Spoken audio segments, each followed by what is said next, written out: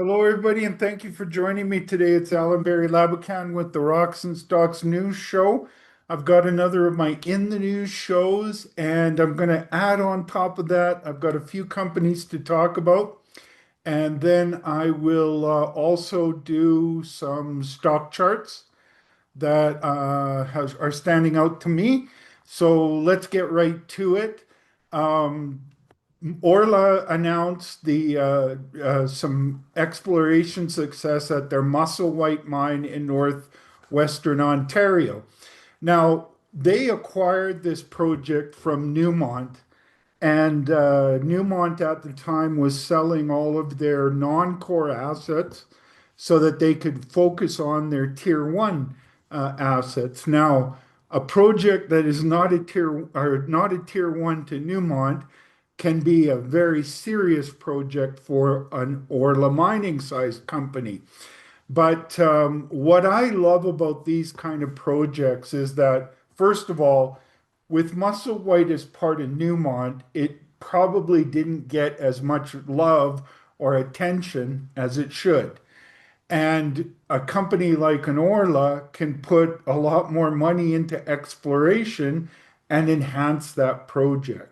And so these are the kind of organic growth opportunities that I love to see in a company like an Orla Mining.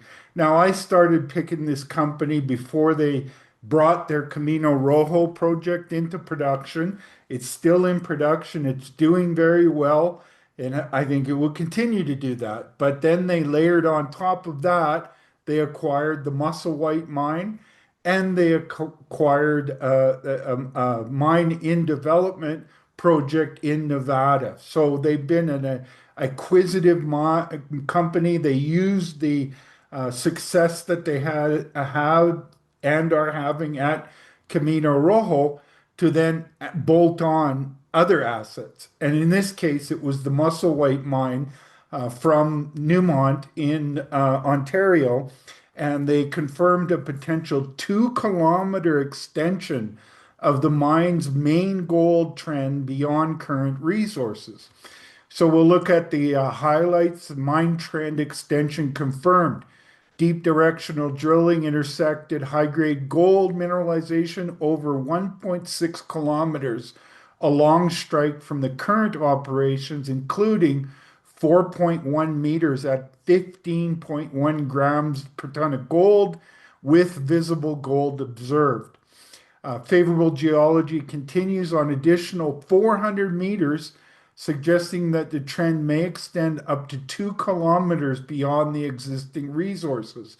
So here is a perfect example, folks, of a project that needed more drilling, wasn't getting it well, part of Newmont, and Orla comes in and starts expanding and hitting very beautiful results. 15 grams over 4 meters.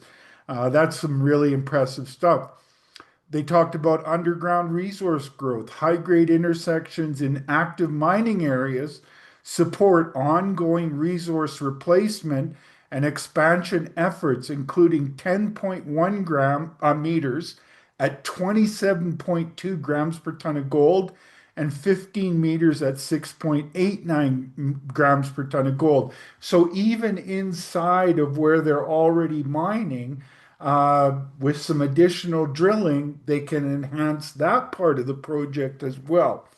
Then they talked about near mine satellite potential.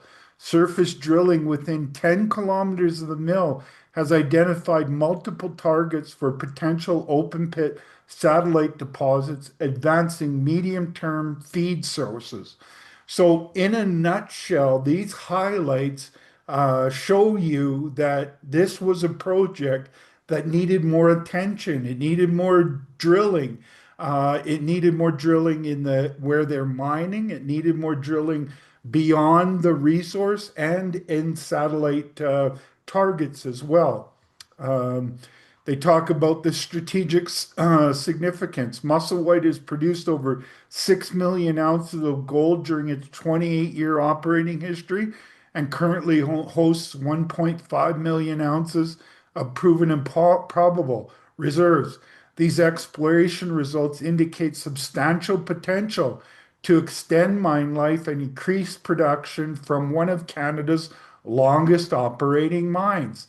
A lot of mines, they start out, let's say with a 5 year mine life, and they just keep going and going. And the way that they keep going and going is with additional drilling along strike in satellite targets. And that's what Musselwhite needed and Orla's doing. Their Sylvain Girard, who's their senior VP of exploration, he stated, and I quote, "These results validate our investment thesis for Musselwhite. This is a rare, high quality asset with the geological continuity to support decades of additional production. We've confirmed high grade mineralization extends far beyond current resources, positioning us for significant resource growth." End quote. Love to hear that. Also, love to hear $25 million exploration project program delivering results. Folks, it doesn't matter whether you're an explorer, a developer, a junior miner, a mid-tier, or a major. Exploration is key. It's how you replace your old deposits with new deposits. It's how, in this case, you keep a mine, a long-term mine, keep continuing to go for many years into the future, or as Sylvain said, decades. Love to hear that sort of stuff. Following Orla's acquisition from Newmont in February, the company launched an aggressive 2 year exploration program designed to accomplish the following: test mine trend extensions, deep directional surface drilling to test the down plunge extensions of the mine trend 1 kilometer beyond historical surface drilling for 11,000 meters. Replace and expand underground resources, underground drilling for reserve resource and inventory definition to support production and growth. And that encompasses 38,000 meters of drilling. Identify satellite deposits near mine surface drilling to evaluate targets for potential shallow open pit satellite deposits within a 10-kilometer radius of the mill. That's 6,500 meters. So that again is how you extend the life of these mines. And as I'm explaining this, it's making me think of a company I just talked about yesterday, which is Amex Exploration. And I think that their project is going to evolve into something like a Musselwhite, where it starts out with let's say 5 to 10 year mine life and just keeps going and going because of all the satellite deposits they have and the wide open exploration potential. And they're going to focus in on the high grade portion first. So this is a sort of a mirror of what we're looking at with Musselwhite. And Musselwhite has been in production for 28 years, and who knows, it could be in production for another 28. But you need to do that drilling. Newmont wasn't doing that drilling. Orla is. They talk about the 2025 program being 65% complete, drilling continuing through year end using 4 surface and 4 underground diamond drill rigs. And they talk about what the focus is of it. So here is the mine trend down plunge extension. They got more targets, Camp Bay, and all of these other targets that are within the Musselwhite project. They gave you an update on the deep directional drilling. So here you can see perfectly how the zones are coming in this direction. And important part is to get underneath here, because look at some of these grades: 755 grams of gold, 112 grams of gold, 22 grams of gold over 24.3 meters, 21 meters. So this is like, what's the scale here? You're talking about over a kilometer in this area that is at the bottom of their underground workings and still remains wide open. This hole here gives you an indication that 15 grams over 4.1 meters, you're looking at a 1.6 kilometer extension. They got another hole here, so they come down with the mother hole and then they wedge off of it. So you can see how they are wedging off of that hole. In this case, they wedged like 5 or 6 holes off of that mother hole, and all of these mother hole one, two, and three have more pending results. Okay, so here they zoom in a little bit tighter. And look at this series of hits here. I mean, just stacked one on top of the other. 11 grams, 14 grams, 14.5 grams, 67.8 grams. You step over here and what's the scale on this? This is like 500 meters and you're looking at 20 grams. So the chance that this continues is very high. And you can see all of these hits as well, just a real litany. And, the beauty of a project like this is they've already looked after the capex of building the mine. Now they just need to extend that. So, this is very profitable material over here. Uh, More great results in this pod off of this series of mother holes and wedges, and they just keep going and going and going. It's a great project. I love seeing this kind of stuff. Um, they talk about the daughter hole one and the previous results off of it. More details there. So, it just goes to show you that a project that may not get the love and attention it does inside of a major mining company like a Newmont, the largest gold producer in the world, doesn't mean it's not a great mine. It just needs more drilling, and it can be a fantastic asset for a company like an Orla. So let's have a look at their stock chart. Oh, Orla Mining. And here's the stock chart on the Toronto Stock Exchange.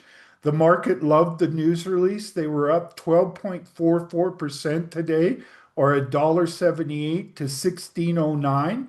I'm really impressed with the golden cross that it had here and the trajectory of the 50-day. It's been kind of going sideways for the past few months, but I think it's ready to start breaking out and making some new highs. And I love seeing these trajectories on the 200-day and the 50-day, especially when they kind of get this sideways action. And I think it's ready to move up on the to the upside. They got a great quality project at Camino Rojo mine and at Musselwhite. The next one up is their, I always get it, I can't remember if it's railroad or railway, but it's their development project in Nevada. That's an open pit target.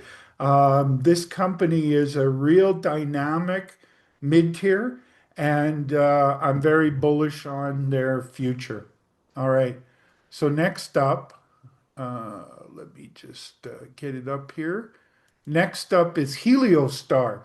Now, Heliostar is a junior gold miner with an excellent growth profile to grow into a mid-tier. That's the goal of the company. So they had some drill results out today, and they stated in the headline, Heliostar drills 88 meters grading 8.82 grams per ton of gold in resource conversion drilling and adds third drill rig at Ana Paula. Ana Paula is their cornerstone asset. They acquired some mines that brings them free cash flow, but they're using that to bring Ana Paula forward and into production. And part of that includes this conversion drilling and expansion drilling. So the highlights are, well, I already read off that highlight hole, but included in that was 35 meters of 13.03 grams per ton of gold from 88.2 meters below the surface.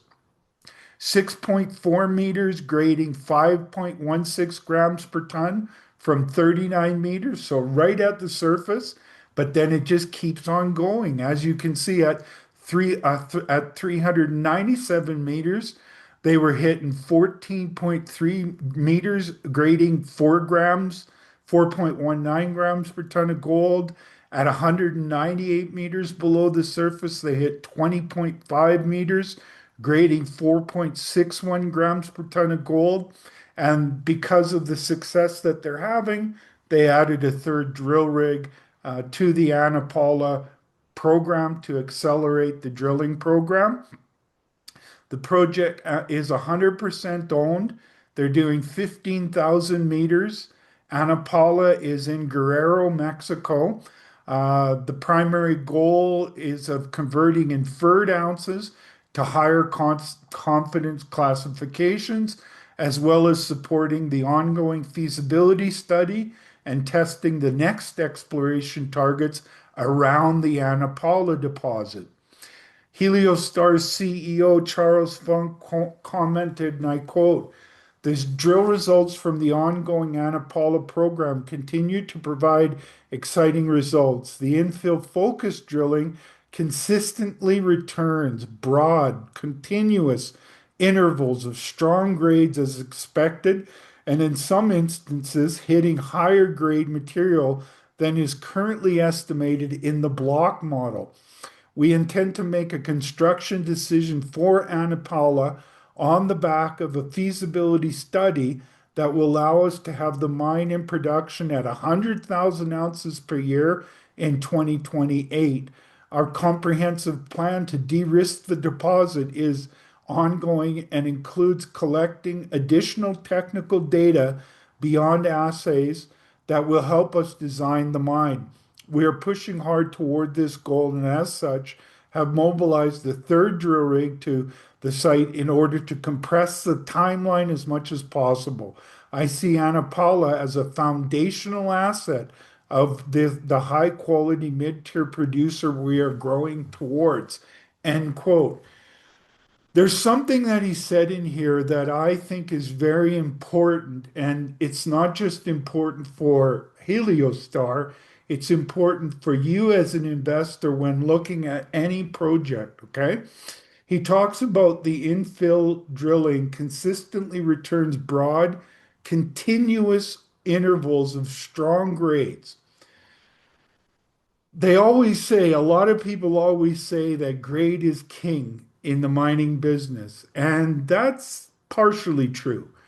The other part of of grade being king is continuity.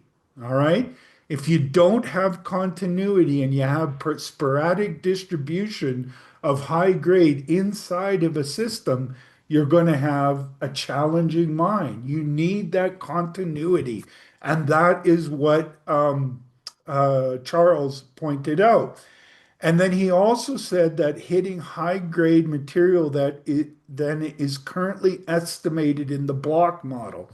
So when you're doing a resource, the modeler, he basically says, okay, here's my drill holes, and then he puts in blocks around those drill holes, and what's important, you can think of it almost like Lego blocks. Those are the building blocks of a block model. Okay. And so when you get grades that are significantly above the block model, now you can increase the resource in that block because it is significantly higher than what's in the block model. Okay. Talks about the importance of their feasibility study. Sorry, I'm getting my coffee delivered to me while I'm in show here. Need that coffee to keep me rolling. Um, and finally, he ends the quote on seeing Ana Paula as a foundational asset of the high quality mid-tier producer we are growing towards. So now they're a junior gold miner and they want to grow into a mid-tier. And having 100,000 ounce producer is a key building block of becoming a mid-tier. So that's really important stuff. And I just wanted to expand a little bit on what he was talking about. Now, here, I love these cross sections. A cross section, folks, is like cutting a cake in half and looking at it from the side view. So what you can see here is that you've got a lot. This is the high grade blocks inside the resource. Okay. And this is all based on previous drilling. Originally, this project, when they acquired it, it was envisioned to be an open pit. But they changed the course of this project by looking at it as an underground, high grade operation. So they focused in on trying to prove up the high grade core, if you will, of the system. And as you can see, down to about, well, a few hundred meters, that they've got a beautiful block there of high grade material that will be very profitable to mine. But it's not finished there. You go down further and there's more zones. There's more over here. There's more over here. A lot of these just need more drilling. And there's a very good chance that they could look something like what you're seeing up here. They want to focus in on this because this will be, let's say, like their starter zone. And then when they get down deeper, they can and they get into this system, they can build an offshoot of the underground workings that they can drill from instead of starting at the surface and trying to tag this down 400 meters or so. They can drill from an underground working and target this more efficiently with about half the meters that they would have to drill if they were drilling from the surface. The same can be said of this. They could build a drift out here and start drilling from underground in here, all of that sort of stuff. So that's the guts of the news release. And I really I love their business plan. I love the quality of their assets. I love the quality of their team.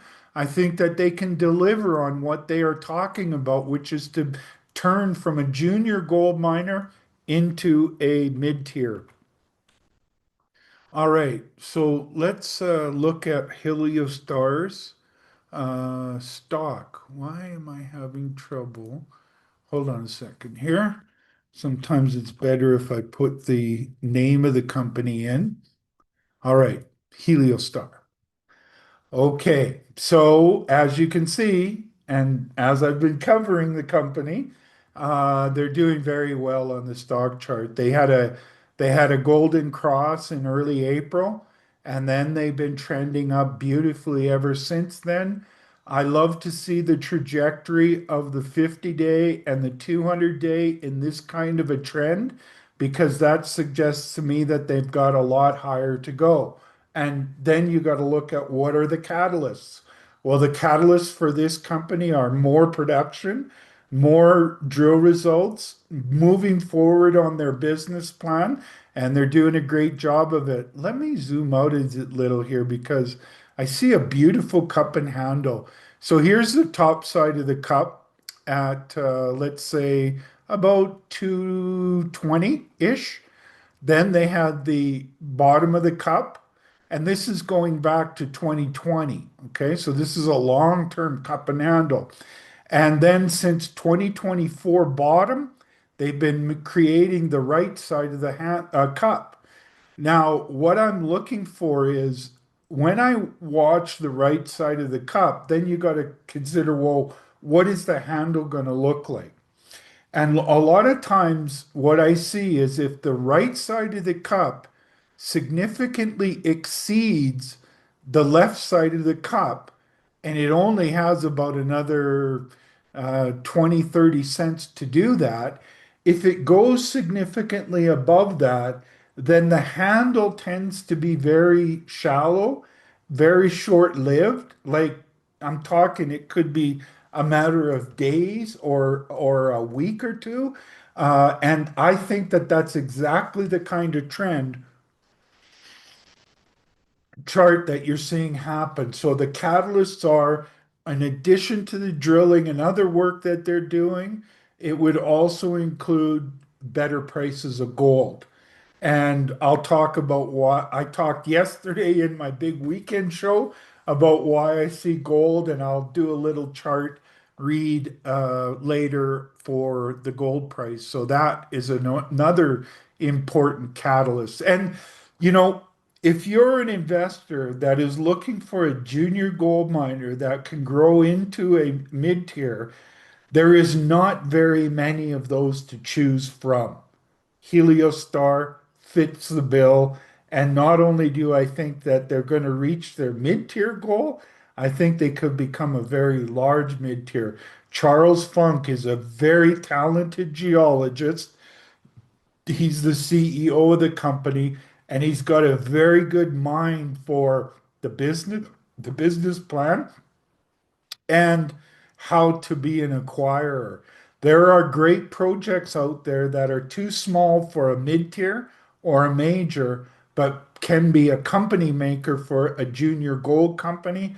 I think they've got that company making foundational asset and Ana Paula, but there's other projects out there. I may not want to tell them about it because I might be looking at acquiring some of those myself for an idea that I'm working on. Let's just leave it at that.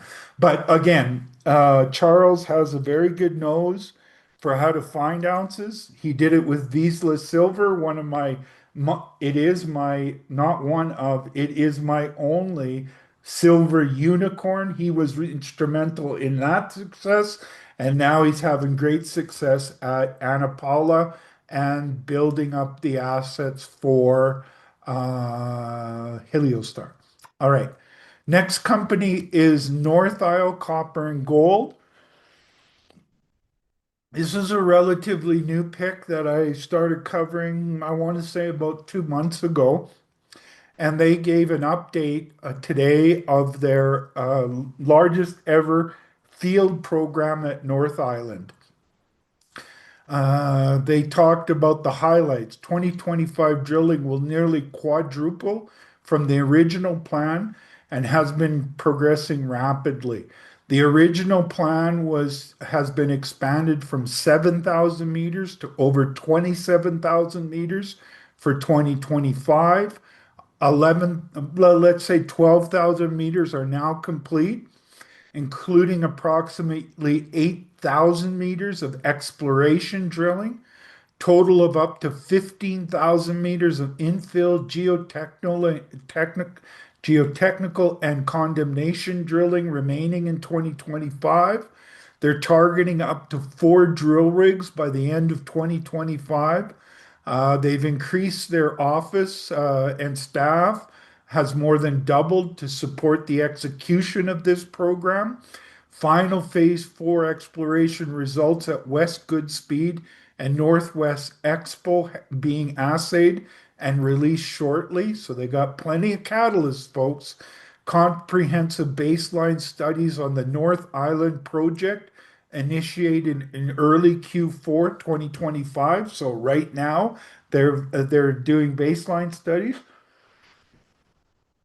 Field engineering has commenced, including geotechnical drilling and site investigation, as well as pre-feasibility study level metallurgical testing targeted to commence in late Q4 2025. District scale exploration planning underway, expected to be released by early Q1 2026. So I think it's very clear from all of these highlights that this is a very aggressive plan and will generate a lot of news. So you got plenty of catalysts. Sam Lee's the president and CEO, and he stated, and I quote, upon completion of our financing in August, I think it was for about 35 million. Sorry for interjecting there. I'll continue on with this quote.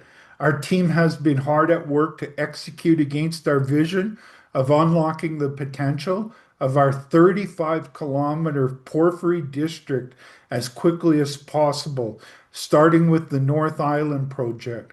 We have now completed significant site upgrades, expanded our site team, and have commenced extensive field programs and project planning in support of that goal.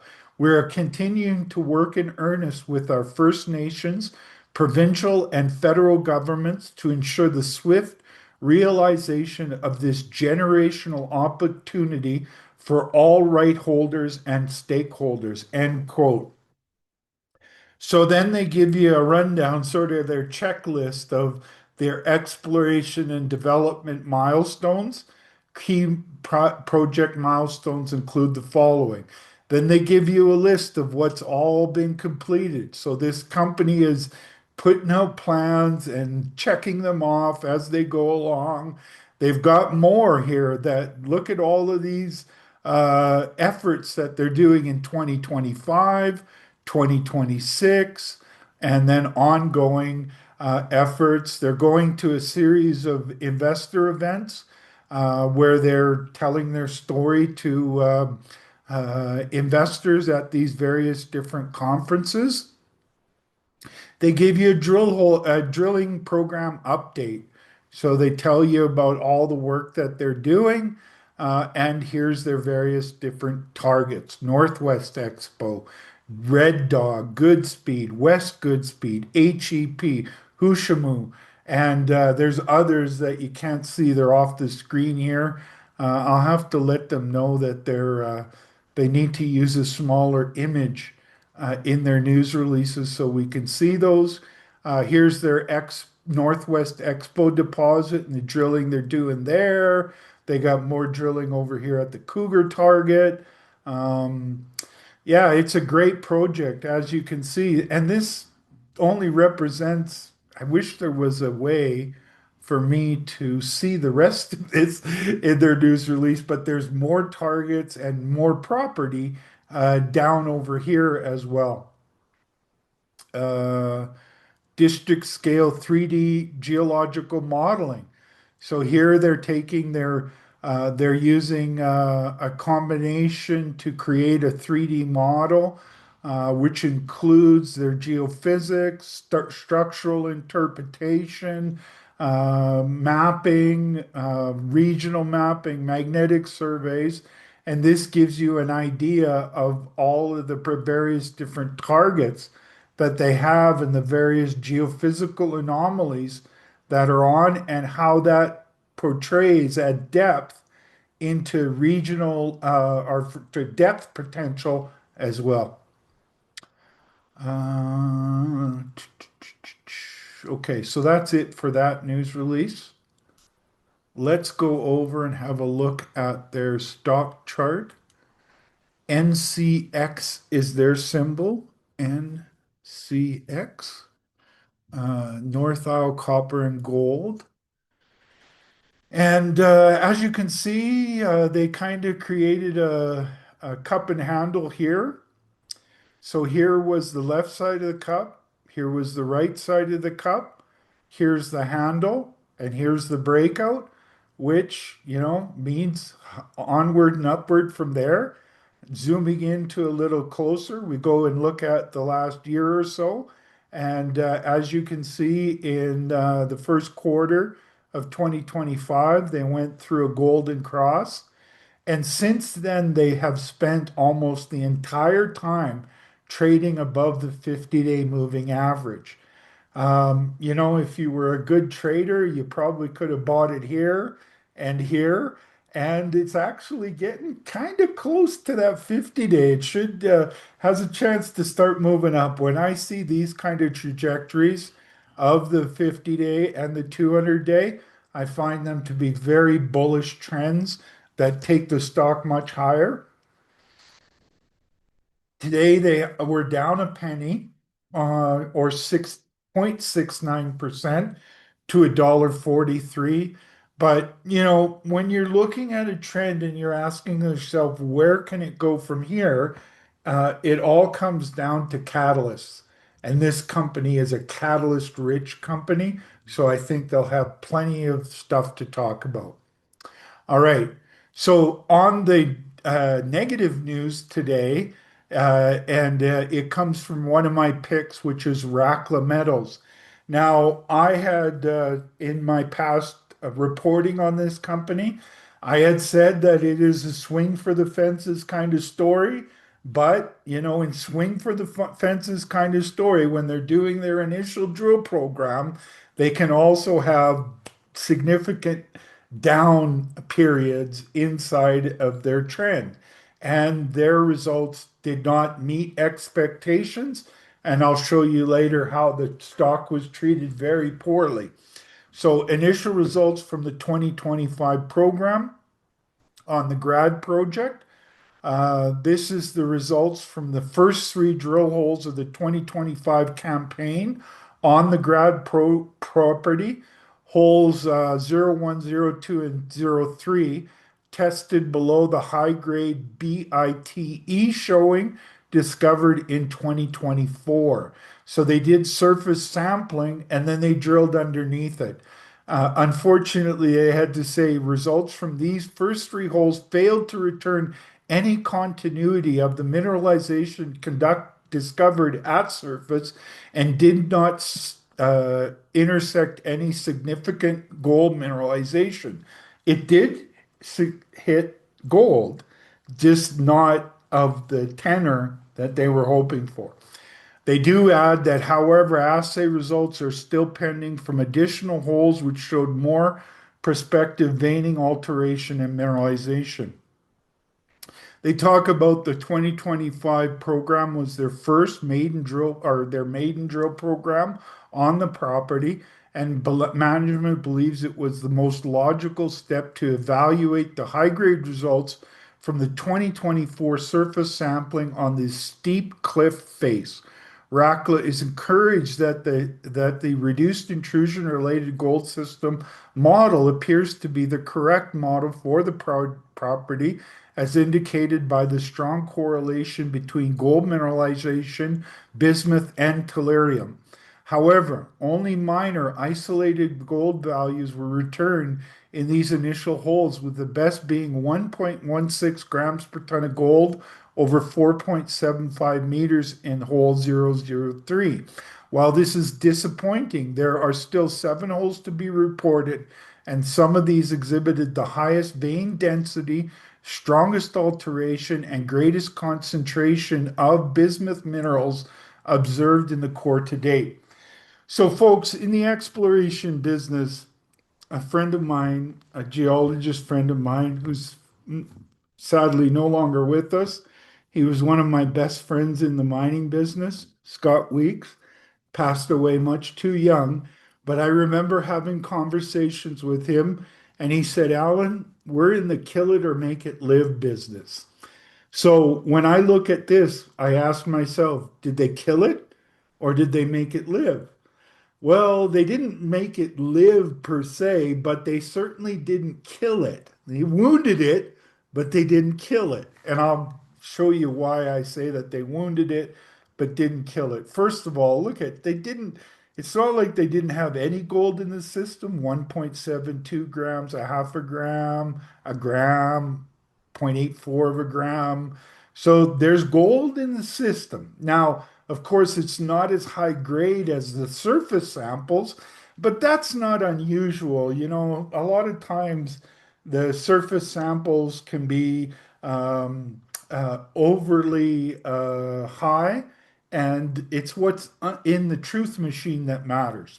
So now, this map I think is very important because, as you can see in hole one, hole two, and hole three, what you're looking for in these reduced intrusion related systems is the reds are the indications of vein density. So in these reduced intrusion related systems, gold systems, the veins are narrow, very small, but it's how many of them are in the drill hole that are very important in these kind of systems. So as you can see in hole one and hole two, the vein density was pretty modest. And they got sniffs, but nothing spectacular. Now, in hole three, particularly at the end of hole three, I was very interested in seeing what came out of this because now you're starting to get the vein density that you're looking for. Now, in this hole, which is number nine, they got great density. Okay. So it looks to me like that vein density improves as they go into the mountain and down in the north southeast direction. Okay. But over here in hole third, I think it's 030. I can't read that very well. But here is very serious vein density in this run from here to down in here. I'll be really interested to see that. Now, in the rest of these holes, you have some decent vein density. Again, as you get into the mountain here, you're seeing some more vein density down here. Folks, you got to understand, mines are not found with one or two holes. They're built with many holes, and you have to learn what the system is all about through the drilling. So they've only drilled, what is it, like 10 holes here? Very, very early days still. Um, I wanted to see in hole three, I wanted to see what the end of the hole looks like. Let me see if it's in the table. Okay, so 125 to 126. The grade was pretty decent at over a gram. That's what you're looking for. And it also had some good bismuth and tellurium numbers in that. So it looks like they got a pretty good hit at the end of the hole. Again, it wasn't the kind that's going to get everybody worked up, but it's interesting. As is this hole nine here. I'll be really, if this is a stinker and this is a stinker, well, then I'll say that they probably killed it or wounded very severely. All right. Here they give you the locations of the holes and the angles of the holes. Okay, so as I said, they wounded it, didn't kill it yet. They've got some reasons to be optimistic, especially if they can find more of these high densities and they come out with good grades. That remains to be seen. That's the caution I've been given the whole time that I have followed this company. I didn't really buy into the pitch that the visible gold was not being seen because it was hiding inside of other minerals that people have pitched. I don't agree with that. I looked at other reduced intrusion related gold systems in this area, and the great ones like Snowline Gold, the gold is visible, folks. So it's not seeing that visible gold, so it's kind of not walking and talking like the Snowline duck. You know, who knows? We'll see. Needs more drilling, but let's have a look at the stock chart. Rackla, I think it's there it is. RAK is their symbol. And as you can see, they were punished today, down 77% or 67 cents a share to 21 cents a share. Now, for the gamblers out there, might be worth looking at a bounce opportunity here. I'm not gonna, talk about that. And for me personally, I'm not doing it. I'm gonna let the dust settle, and I'm gonna look at those other drill holes that I talked about earlier. And if I do take a position in this stock, which I have not to date, it would be during the winter months when they're not doing any drilling, and then see but it's dependent on those two holes that are still pending with the high vein density. And I will also want to hear how they're progressing with their modeling of the system and if they think that they can target in on higher density, maybe inside the mountain or down the mountain towards the southwest.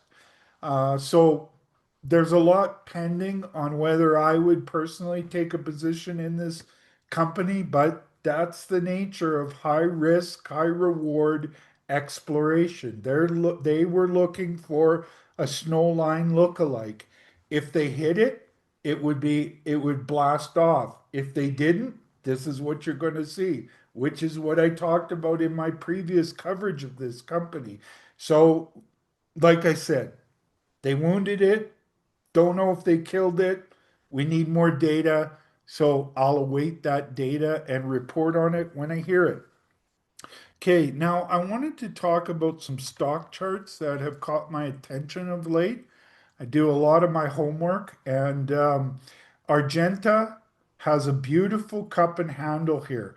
The right side of and they've only been trading since about October, late October of 2024, and they came down, created the bottom. Now they're coming up the right side. The right side significantly is above the left side. Now, this is only a, less than a year chart, so we can't make too many assumptions from it, but I'm liking the direction of the 50-day moving average. And it's come off a little bit, was down 5.15% today, or 5 cents a share to 92 cents. They have plenty of catalysts in front of them. They're drilling right now, and they'll have lots of assay results out, and they're going to keep on drilling because where they are in Argentina on the south side of the world. It's about to become the summertime in Argentina, so it's a great time to do a lot of drilling. Usually, there's not a lot of drilling in the winter months in the southern hemisphere, but they were able to get in there even in the winter. So it shows you that this is a year-round exploration project with very high grades of silver. I love high grade silver, and I see that it looks like this has a great potential of becoming a future mine, and I'll be watching for those assay results that we could see them come out at any time. All right, Borealis is a sponsor of my reports, and I'm a shareholder of Borealis. And as you can see, I'm a pretty happy shareholder of late because it had a golden cross here and is now trading at its all-time high. Uh, this company also had a cup and handle that the right side of the cup significantly exceeded the tops in the left side of the cup, and it's been onwards and upwards from there. Very nice trajectory of that 50-day moving average. And, it's always important. Well, what's driving a stock? And what's driving the company now is they have started to produce gold from a stockpile that was on the project that had never been on the heap leach. And they've actually started to pour gold from the initial recovery of gold from the stockpile. They have more of that material to produce or to put on the heap leach and then extract gold from it. And then they're moving on their plan to start bringing new material from the existing pits. Those are already permitted, so they just have to do amendments because they want to expand those pits. So that's the next material that will go on the stockpile, then on the leach pad, and they're also doing extensive exploration. And the idea with the exploration is to find new pits to bring into the mine plan. This is a junior gold miner that is now becoming an actual junior gold miner because they're starting to produce gold. And They've got a very good profile going forward and business plan of how to keep growing that production and then bringing in other projects that they have in addition to the Borealis mine where they've got the permitted mine, an ADR plant, a heap leach, and then they that is sort of their core asset. And then they've got satellite assets that are outside of the claim blocks in the Borealis mine where they want to bring that material to the Borealis facility and produce off of it. So the first things first is to get Borealis back into full commercial production and then start looking at their satellite or their other projects as organic growth opportunities. So that's the BOGO story. Borealis. Generation Mining is a very interesting company. I'm going to be meeting with this company in the not too distant future. And what I really like about this company, it's gone through a cup, handle, and breakout. Their project is a gone through the feasibility study, gone through all the permitting. It is mainly a copper and palladium project that also has credits in precious metals, including gold and platinum. And when I look at a metal that I'm bullish on, let's say platinum and palladium, or copper in this case, I like to not invest in the metals. I like to invest in the companies that have those metals, and I like to look for them when the quality of their asset is not being reflected. What I believe is not being reflected accurately in their valuation. So I think it was about here. I had some interviews with their management and I had a interview with their management. And since then, it has done very well. And I just think that this is a very underappreciated asset. And I'm looking towards um, maybe bringing them on as a sponsor so that I can do a series of interviews where we can present the story to my audience and get it better known because this is a very high quality asset. There are not very many development projects in Canada for platinum, palladium, copper, and I think that this one is going to be a future mine. And so, yeah, that's the Generation Mining story. GENM is their stock symbol. Okay, so the next company is Golden Cross. And whenever I talk about Golden Cross, who's a pick of mine, I think I picked it right about here. So let's say at about 54 cents. Today it's trading at 74 cents. It's just slightly above the 50-day moving average. So, as you can see, they've only been trading since earlier this year, but their 50-day moving average is on a very good trajectory. And the catalysts are that they're drilling now and they're starting to have, I think they've only reported one drill hole so far, and it was very good. I talked about it in a past report because it caught my attention. And why this company is doing so well as a brand new publicly traded company is because of where they are and the size of the project and the previous work that's been done on their project and what's been discovered right next door to them. And that's the other company. Whenever I talk about Golden Cross, I also talk about my other pick, which is Southern Cross. And Southern Cross SXGC is also not a very old company. It's only been trading since about the final quarter of 2023. But as you can see, It's been just a spectacular discovery story, a very high grade in Australia, not very far from the great Fosterville mine, which is an orogenic gold system. And it looks like Southern Cross could be a Fosterville 2.0 kind of story. Now, Fosterville is about 30 kilometers away, but in geological terms, that's right next door.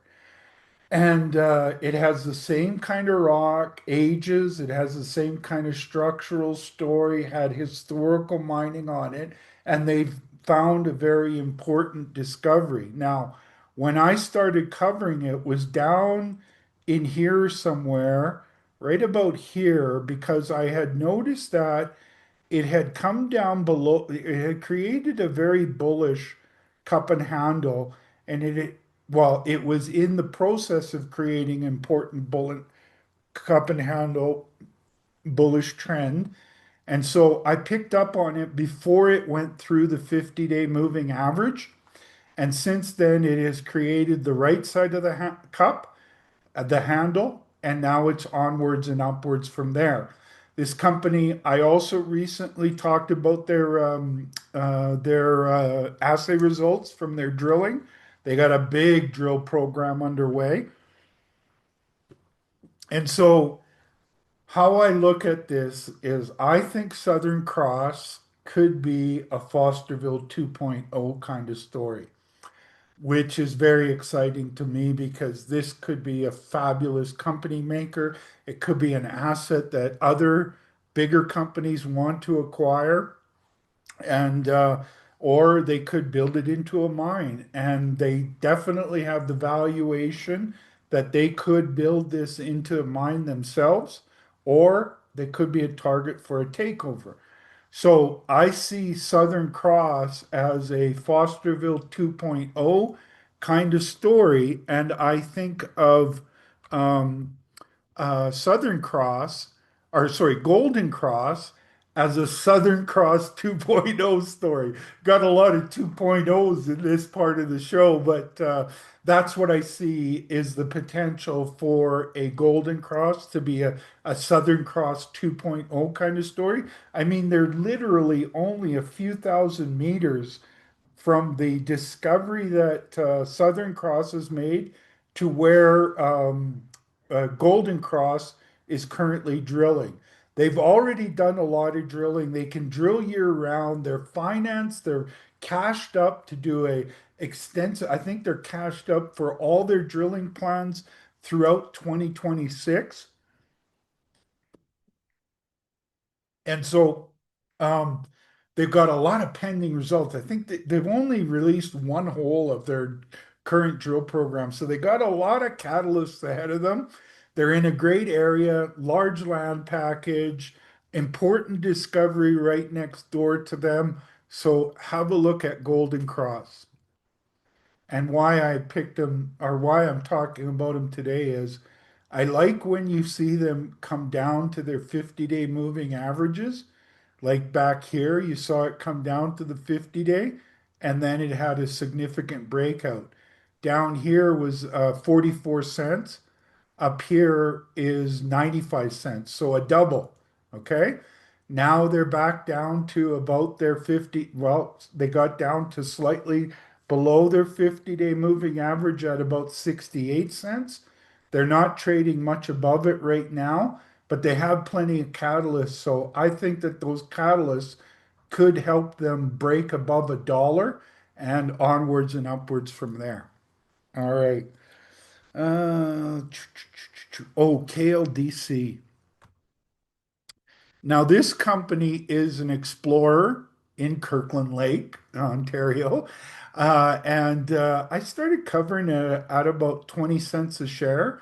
And today it's trading at 36 cents a share. So, on a day when even though gold was up very strongly today, a lot of the gold stocks surprisingly were down or sideways. They didn't really, maybe they don't believe that this move in gold is real. I do. I talked about why I do yesterday and why I expected it to go up, and it went up about $75 per ounce today. So I was happy with that call. And I think gold is in a very bullish trend that will take it much higher. So I'm not concerned about, you know, days when gold goes up, but the gold stocks don't go up. But this is a counter trend here. They were up 6% today, or 2 cents a share to 36 cents a share. And because of the quality of their project, I think they originally started out by saying they were raising, I want to say about 5 or 6 million. Then they had to upgrade that, increase that to 10 million, and they've increased it again. And so there's a lot of interest in this discovery. And I recently did interviews with their management, and I encourage you, it was a very long interview. Denny Laviolette was talking about, he's the chairman of this company, and he's the chairman or the CEO of Sokoman, newly minted only in the last 8 or 10 days. He became the CEO of Sokoman. SIC is their symbol. They've done very well. I'll pull that up in a second, but he's the executive, non-executive chairman, very involved with this company as well. And so I did a long interview with him and the CEO of KLDC last week that I encourage you to listen into, not only because of how important it is for what KLDC is doing, or Kirkland Lake Discoveries, but Denny Laviolette is a brilliant geologist. He's also got a lot of capital markets experience. He's a very good presenter, and he really gave nuggets of wisdom that you can use when you're thinking of KLDC or other companies. And not long after I did that interview with him, he became the CEO of Sokoman Minerals, SIC, which since he became announced that he's become the CEO, it's absolutely taken off. Now, I had done an interview with their CEO at the time, Tim Froud, just before this announcement, I think like 4 or 5 days before the announcement. And because I was happy to hear that they were planning on doing and going after the depth potential at their Moosehead project. And um, so I took a position in the stock. Then when I saw Denny Laviolette, folks, when you see a fat pitch, you want to swing at those fat pitches. And since then, I've increased my position by 10 times. I am now a very significant and happy shareholder because my average is about 10 cents a share. And today it closed at 20 cents a share, or 24% up to 20 cents. So why am I so excited about, well, both KLDC and Sokoman is because of Denny Laviolette being involved and the quality of their projects. In the case of KLDC, we did an interview and we talked a lot about the quality of that project. And I advise you to watch that video, do your homework and watch that video. And I'm planning on doing an interview with Denny Laviolette on Sokoman in the not too distant future, hopefully this week sometime. He's been pretty busy since he got involved. But one of the things that really got me excited over the weekend was on Friday he did an interview on with CEO.ca, and he talked about why he got involved with Sokoman, and he mentioned the 25 highest grade holes on the project, and that, I mean, it's got high grade visible gold in multiple zones, and it was run by what I call a geologist, Tim Froud. Tim is a, you know, a how do I say it? He's a down to earth rock guy, okay? But marketing is not his real forte. He's all about the rocks. So bringing Denny in was a very important milestone or breakthrough for the company. And why Denny got involved was because of the quality of the project, all of the high grade hits that it's had, and the potential to do more of those in this gold market is very exciting and got him to want to be the CEO. And I loved what he had to say, which is that he wants to turn Sokoman into the most important gold exploration company in Newfoundland. And I've talked about how I think Newfoundland could be the Abitibi 2.0. It's starting out with, sort of starting out with the Valentine Lake mine that's being put into production as we speak by Equinox, which is one of my picks. And then he was also instrumental in building Newfound Gold into the success that it has had. Recently, it went through a management change and they're brought in a bunch of mine builders. So Denny's a real exploration guy. So he's now leading the CEO of Sokoman, and he's also the chairman of KLDC, Kirkland Lake Discoveries. And uh, it's a great project. I think that they've got the makings of a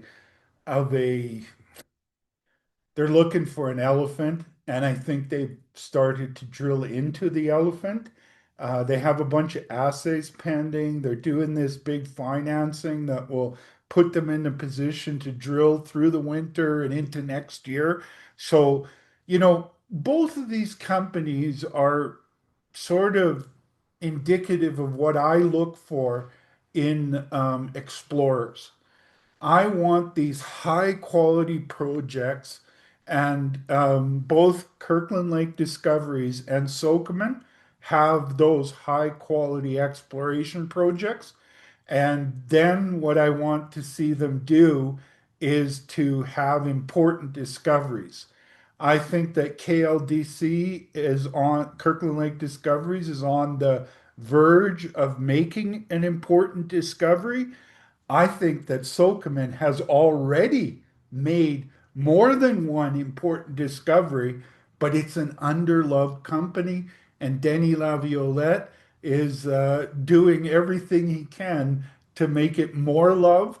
And so these are two explorers, Kirkland Lake Discoveries Corp. And Sokoman that Denis Laviolette's excited about, and I'm excited about him. And I'm talking a lot about both of these companies, and I think you should do your homework on those companies. Okay, so why don't I talk about Newfound Gold? Because Denis Laviolette was instrumental. Now, this company had huge success. They came out of the block at like $1 a share. They went all the way up to 14-ish dollars. And then they went through a few years where they went down, down, down, down, down. And what I say was happening with them, they were drilling up a storm, drilling up lots of great results, but they kind of put themselves into the development discount window of the Lassonde curve back in 2022, 2023, and even for lots of 2024. The explorers were not getting any love. And so they kind of put themselves in the development discount window, and then they finally kind of entered it officially when they did their resource calculation.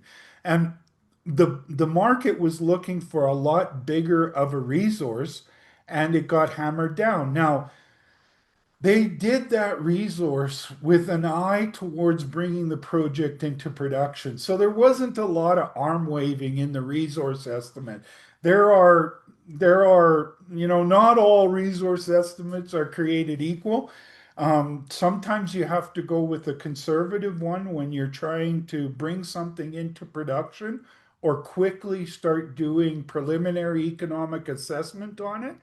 And so you can't do a lot of arm waving. Now, there are resources out there that have a lot of arm waving, and those ones tend to collect dust, I call it. They go through many years, sometimes decades, sometimes they never get, not never in the sense that they will never, but for very long periods of time, they don't get economic evaluations done on them because there's a lot of arm waving, a lot of inferred, a lot of wide spaced holes that are not really tight holes that you can really have a high confidence level in. And so I'm more interested in resource estimates that have a plan to either put preliminary economic assessments on them or push them towards a production.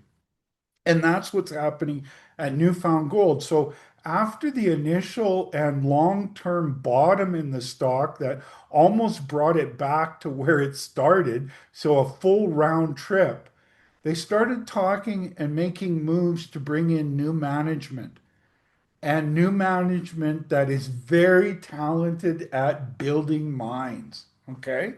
So they kind of swept out the exploration management and brought in the mine building management.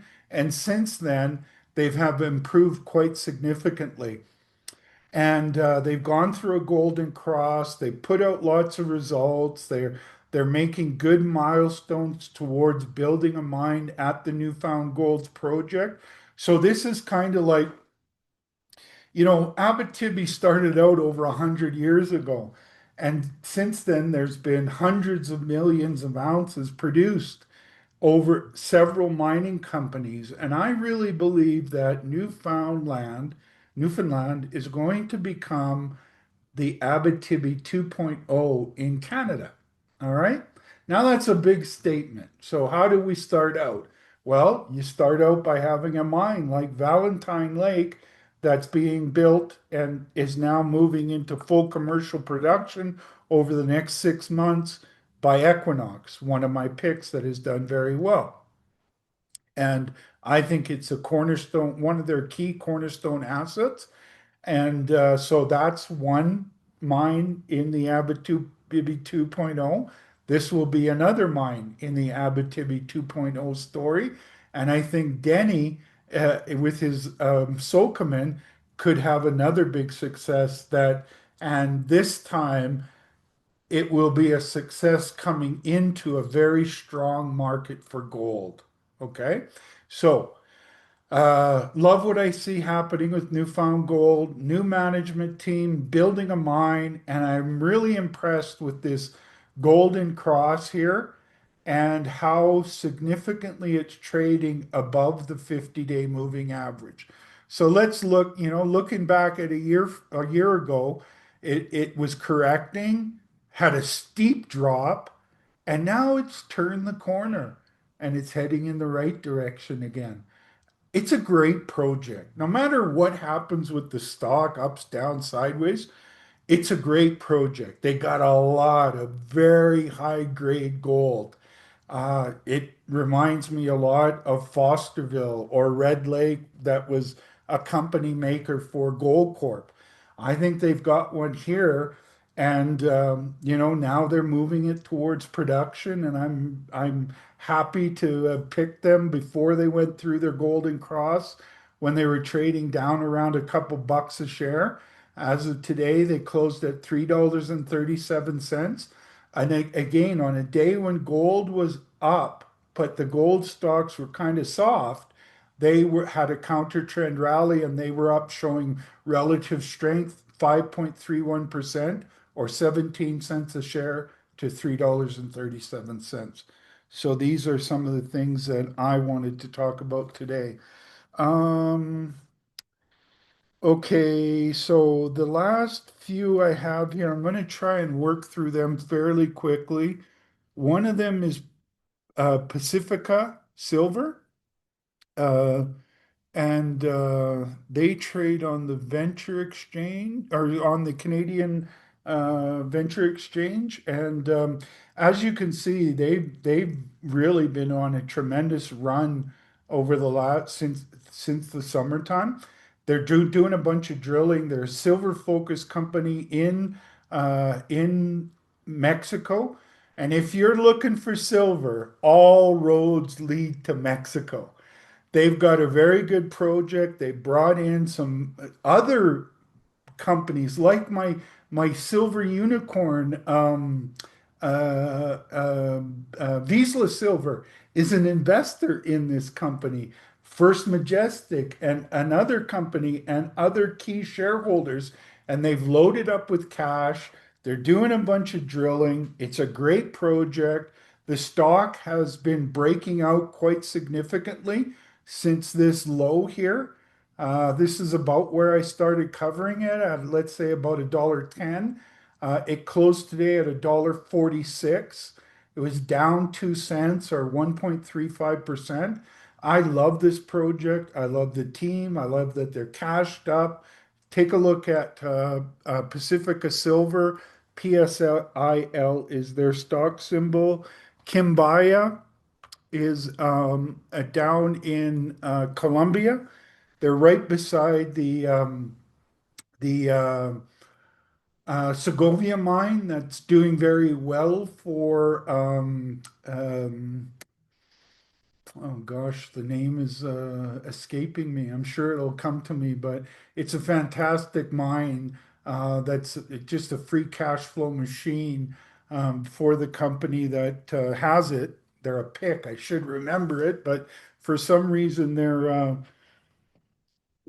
name is escaping me at the moment, but the veins that make up the Segovia mine come through um, um, uh, Kimbaya's pro.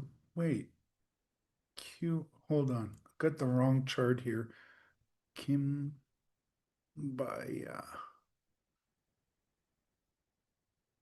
There it is. Kimbaya.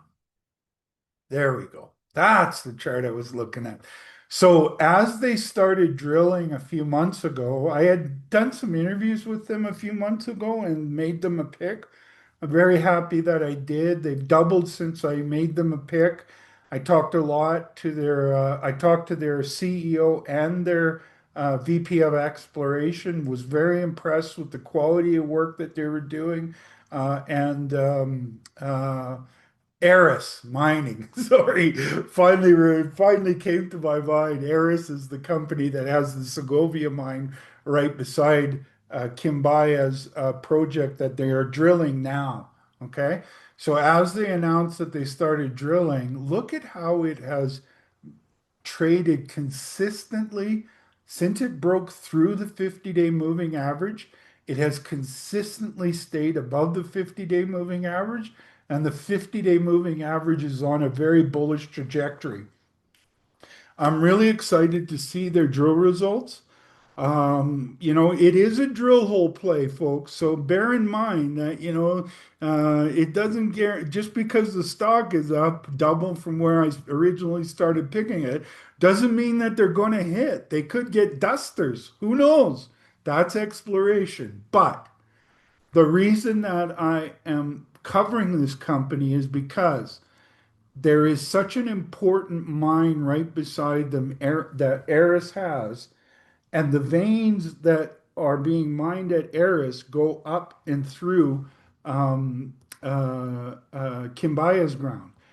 If they are fortunate enough to hit on those holes, it could be a massive winner. All right. Now it's an Explorer. They're putting the truth machine on it for the first time. All right. So, they could have struggles along the way. Discoveries are not easy. If they were, everybody would have them.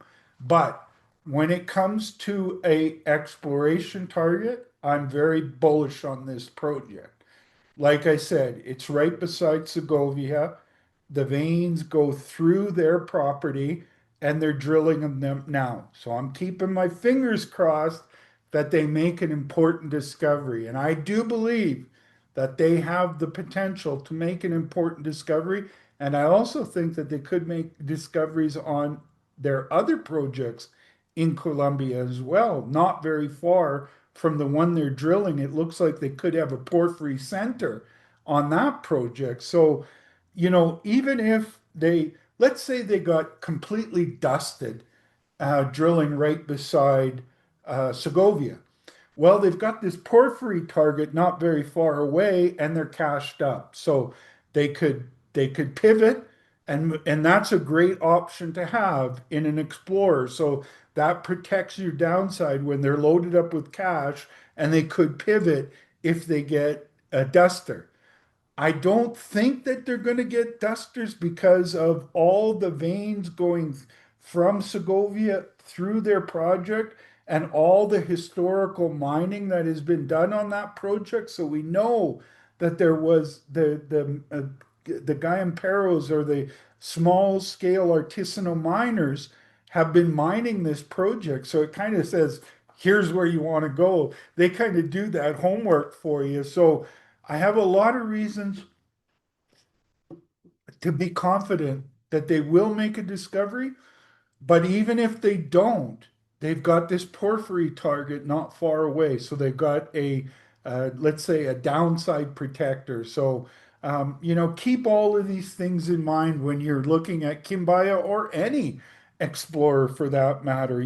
That's why I cover like 20 explorers, because, it's good to have more than one of those, explorers so to protect your downside. But I don't believe in having like 100 junior explorers. I cover like 20. And in those 20, some are exploring for gold, some exploring for silver, some exploring for copper. So let's say on average, I've got about six or seven in each of those metals. All right. So I cover 20 or so explorers, but not all of them are in the same metal. Some in gold, some in copper, some in silver. This is one that I'm looking at for their potential to make a silver discovery or gold discovery. All right. Okay. I'm down to my final company, which is Sierra Madre. Sierra Madre had some good news out recently on their efforts to increase production. And there it is, SM.V. Yeah, and they've broken out. Look at how they've broken out since the assay results come out. So market really liked those results. Today they're down 3.57%, or 5 cents a share, to $1.35. But what I like is how they've broken off, fortunately, since I started covering them in my reports, they've broken significantly above the 50-day moving average. And that's a combination of the quality of their project, the work that they're doing, the results that they're coming out with, and of course, the performance of gold and silver is helping out all companies that have quality projects. So they're a junior gold and silver miner that I think could grow into a much larger or mid-tier. And I like, and so does the market, likes what they're seeing of late. And well, actually, it's not that of late. They bottomed here in April of 2024 at about 26 cents a share. So they're up quite significantly from then.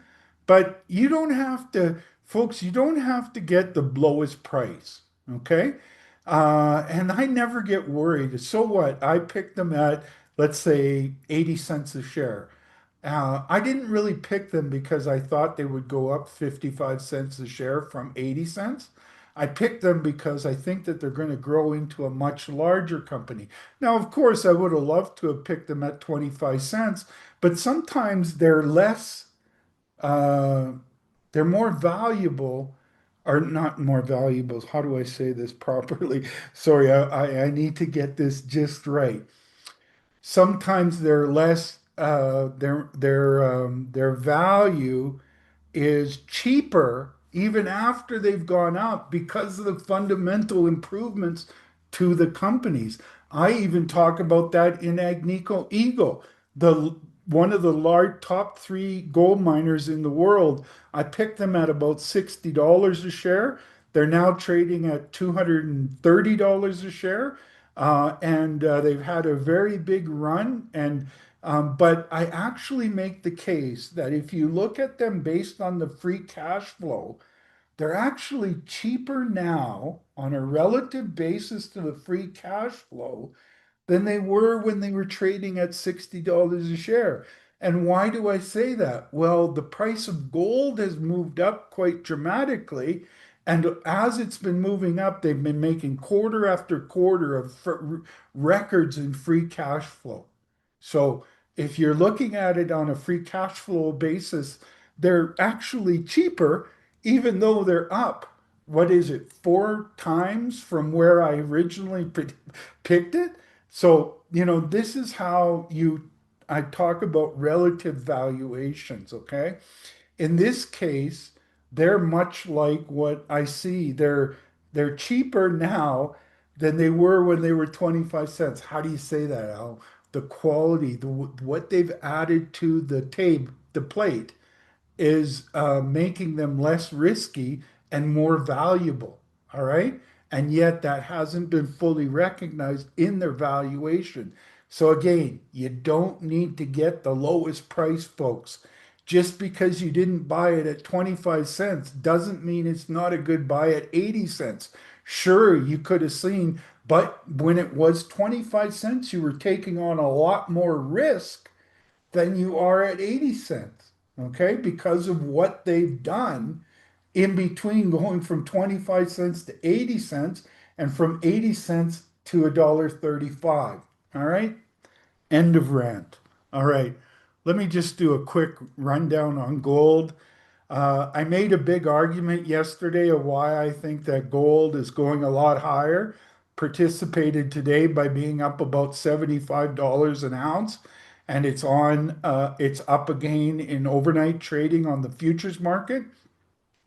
And basically, I've made my arguments for a long time of the key driver, which is the death spiral of debt and the cost of unsustainable cost of servicing that debt, and that the world fiat currency system and debt system is broken, and that's what's driving gold. But recently, what is driving it from, let's say, 35 to 4,000 is that the people are getting more aware that stagflation is kicking in.